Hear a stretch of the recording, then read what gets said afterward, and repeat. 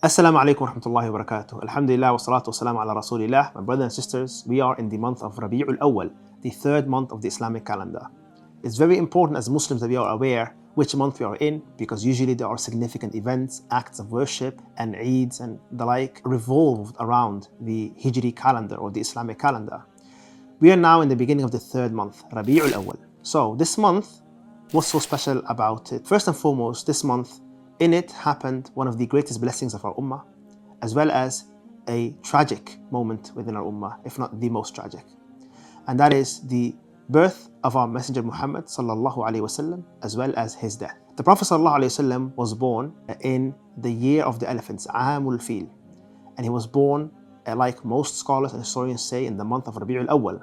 Although the exact date in Rabi Al Awwal is disputed, was it the 9th, the 12th, and some mention other dates as well. We know it was in this month. Now, the birth of the Prophet ﷺ is a great blessing from Allah Almighty, because after his birth, and more specifically, even when he was sent as a messenger, this was a rahmah for the whole world. Like Allah says, وَمَا أَرْسَلْنَاكَ إِلَّا رَحْمَةً لِلْعَالَمِينَ. It is a joyous occasion for us to remember and to reflect over.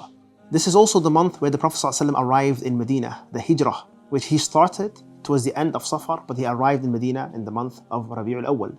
Again, a great historic moment for us. In fact, the Islamic calendar, sometimes called the Hijri calendar, is based upon this event, the migration of the Prophet ﷺ.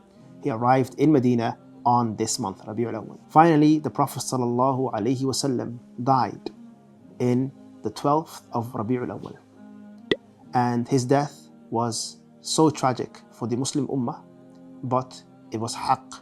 For every soul shall taste death, like Allah subhanahu wa ta'ala said, and the Prophet's time was over on the 12th of Rabi Al Awwal in the 11th year of the Hijrah. Salawatullahi wa salamuhu alayhi. How do we commemorate the Prophet sallallahu alayhi wasallam and remember him? By living up to his sunnah and following him, by loving him more than anyone else, by trying to adhere to the commandments he gave us, and by following his way. There is no specific worship legislated in Rabi Al Awwal and no particular celebration, but use this month to remember and reflect over Rasulullah sallallahu alayhi wasallam, and remember to teach his children the significance of Rabi Al Awwal. Barakallahu feekum. Assalamu alaikum wa rahmatullahi wa barakatuh.